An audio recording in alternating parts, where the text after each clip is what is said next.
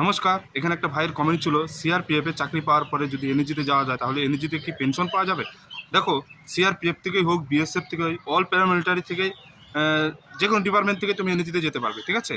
কিন্তু all paramilitary কিন্তু তোমার পেনশন নেই, মানে ওল্ড পেনশন নেই, ন্যাশনাল পেনশন সিস্টেম আছে, মানে নিউ পেনশন যেটা স্কিম বেরিয়েছে সেটা আছে, ঠিক আছে? 2003-2004-এর পর থেকে যারা যারা ভর্তি হচ্ছে তারা কিন্তু এনপিএস সিস্টেমটাই পাবে, ওল্ড পেনশন কিন্তু তারা পাবে না, ঠিক আছে?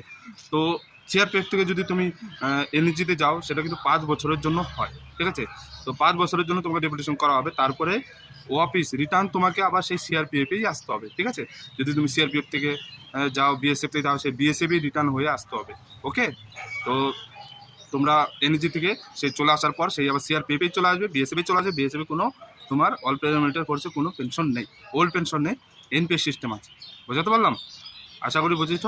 ভিডিও ভালো লাগে ভিডিওটি লাইক করে দেবে এবং কমেন্ট করে দেবে, ওকে?